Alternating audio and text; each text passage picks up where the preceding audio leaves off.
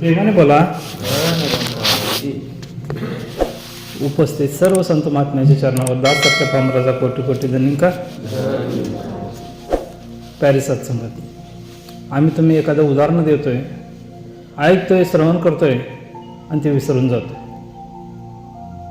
नेमकं संत महात्म्यांना उदाहरणातून काय सांगायचं असते त्याचं कधी रिव्हिजनच करत नाही. सारखं सारखं एकच उदाहरण दासनं बऱ्याच वेळा ऐकलं आहे, तेच तुमच्या चरणावर ठेवण्याचा प्रयत्न करेल. एक राजाला मुलगा होतोय. मुलगा झाला म्हणून त्या खुशीनं त्यानं मोठं एक प्रदर्शन भरवतोय आणि गावाला ऐलान करतोय की या प्रदर्शनामध्ये यायचं आणि कोणाला काय पाहिजे ते घेऊन जायचं. ज्या दिवशी प्रदर्शनाचा टायमिंग येतोय, दिवस उजडतोय, त्या दिवशी जत्रेसारखी माणसं मैदानात यायला सुरुवात होते आणि कोणाला काय पाहिजे ते घेऊन जायला सुरुवात करते. कोण हिरे घेते, कोण माणिक घेते, कोण मोती घेते, कोण सोनं घेते,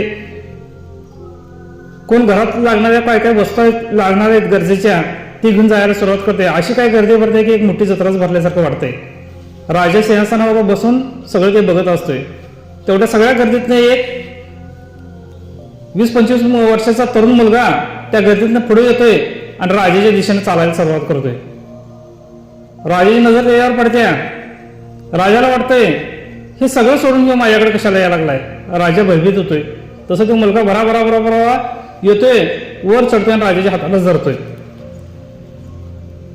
ज्या टायमाला राजाच्या हाताला धरल्यानंतर ना राजाच असा झाल्यानंतर त्या वस्तू पण सगळ्या ह्याच्याच झाल्या. तसंच तुम्ही आम्ही या संसाररूपी किंवा या प्रपंचात तुम्ही आम्ही व्यस्त झालोय. तुम्हा आम्हाला ज्या गरजेच्या वस्तू आहेत त्याच्या पाठीमागे लागलोय आणि ह्या राजाला विसरूनच गेलोय.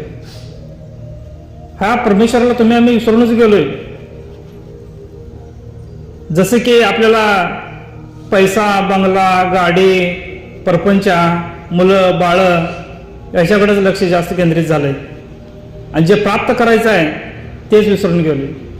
या खऱ्या देवालाच विसरून गेलोय, हा परमेश्वरालाच विसरून गेलोय. जर परमेश्वराला जर आपल्यासारखं केलं, जर राजालाच तुम्ही आम्ही जाऊन धरलं तर ह्या सगळ्या वस्तू तुम्हाला आम्हाला मिळणार आहेत.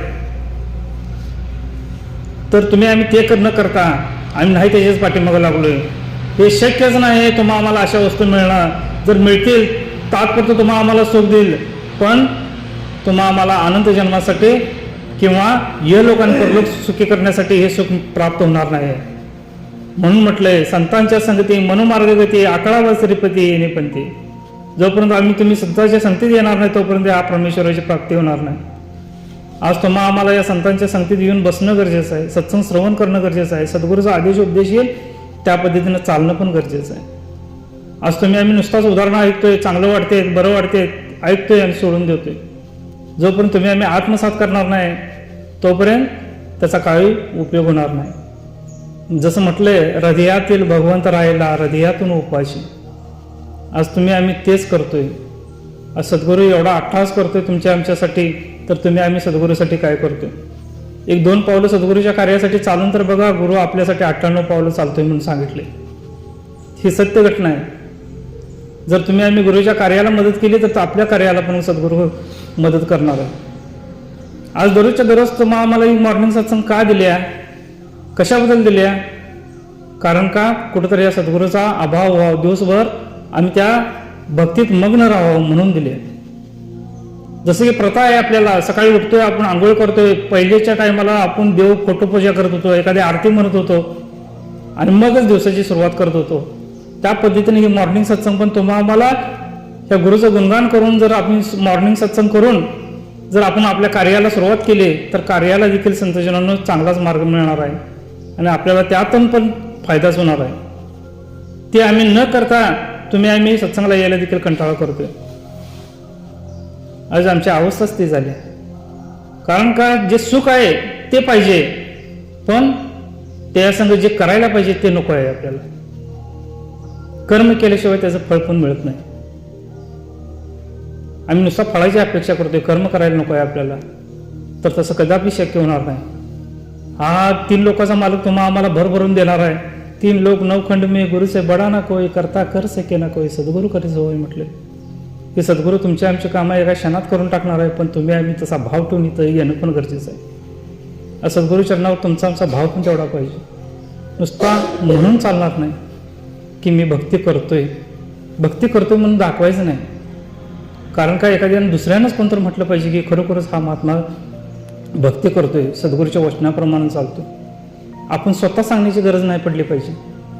जसं की विभीषणनं आपल्या खोलीमध्ये राम राम राम राम म्हणून लिहिता. राम राम म्हणून लिहिल्यानंतर ना कोणतरी जाऊन रावणाला सांगितलं, अरे तुझा भावानं सगळ्या अखंड घरात सगळीकडे भिंतीवरनं सगळीकडे राम राम म्हणून लिहिलंय. रावणाला राग आला. रावणाला वाटलं माझ्या दुश्मनाचं नाव आणि यानं सगळ्या घरभर लिहिलं आहे, त्याला सोडतच नाही म्हणून रावण चिडला आणि मंदोदरीला घेतला आणि रावणाकडे गेला, विभीषणाकडे गेला. विभीषणाकडे गेला आणि बघितला आणि सगळं रामराम लिहिलेलं होतं. त्यानं तलवार काढला आणि म्हटला, विभीषणा तू माझ्या दुश्मनाचं नाव सगळ्या घरावरून लिहिलं. तो म्हटला, दुश्मनाचं? राम, मी तर राम राम म्हणून लिहिलंय. राम म्हणजे रावण आणि म्हणजे मंदोदरी. त्यावर रावण खुश झाला, हसायला लागला, वा वा म्हटला, चांगला आहे म्हटला, आणि आनंदाच्या ह्याच्यात तो परत निघून गेला. या संतजनांनो, आपण भक्ती करतोय हे सांगायची गरज भासली नाही पाहिजे. जर सांगितला तर गळा काटला म्हणजे आपण मेलो असं समजायचं. कारण का आपण प्रदर्शन करण्यात अर्थ नाही. जसं की विभीषणानं म्हटलं, तू भक्ती करत होता पण त्याने सांगितलं नाही की राम माझा कोण. राम म्हणजे रावण म्हटला आणि म्हणजे मंदोदरी म्हटलं. आज तुमची आमची अवस्था तीच झाली. आम्ही थोडं करतोय आणि लय सांगत फिरतोय. आज मी निरंकार आहे म्हणून सांगत फिरतोय जगाला सगळ्या. काय गरज आहे सांगायची? आपल्यात जर तसं गुण असेल तर त्यांनी म्हणून म्हणते खरोखरच ह्यो सत्संगाला जातो. जर ते गुण नसेल तर सांगायची काही गरज नाही. वेळोवेळी इथं महापुरुष सांगतात की विषयाच्या बाटलीला अमृताचं लेबल लावून चालणार नाही. कारण काय, त्यात आत विष असलं तर ते विषाचंच काम करणार आहे आणि आत अमृत असलं तर अमृताचंच काम करणार आहे. सांगायची काय गरज आहे? ते लोकांना समजून येतं. जोपर्यंत तुम्ही आम्ही या सत्संग रूपमध्ये येऊन तुम्ही आम्ही यात लीन होणार नाही तोपर्यंत तुमचा आमचा काही उपयोग होणार नाही. जसं बाबाजी म्हणायचे, एका इंचाच्या अंतरावर घाण झालेला कपडा पडला आणि त्याच एका इंचाच्या अंतरावर साबण जर पडलेला असला तर ते घाण कपडा कधी साफ होणार नाही किंवा पांढरा शुभ्र दिसणार नाही. जोपर्यंत ते दोन्ही एकमेकात मिसळणार नाहीत, दोन्ही एकमेकाला घर्षण करणार नाहीत, तोपर्यंत ते कपडा स्वच्छ होणार नाही म्हणून बाबाजी सांगायचे. बाजूबाजूला पडून काय फायदा नाही. तसं तुम्ही आम्ही सत्संगला येऊन सत्संग सेवा नामस्मरण करून जर वर्ण करत असेल तर त्याचा काय उपयोग होणार आहे? जर काही अंतरावर जर ते पडलं असेल तर त्याचा काय उपयोग होणार आहे? ते तुमच्या आमच्या आत मनामध्ये गेलं पाहिजे. अंतर्मनामध्ये ज्या टायमाला जाईल त्याचं घर्षण होईल त्या टायमालाच ते कपडा स्वच्छ होणार आहे. तसंच तुमचं आमचं हे अंतर्मन पण त्याच वेळेला निर्मळ होणार आहे. सद्गुरूच्या चरणावर आपण भाव ठेवूया. संतजनांना नुसता देखावा करायचा नाही.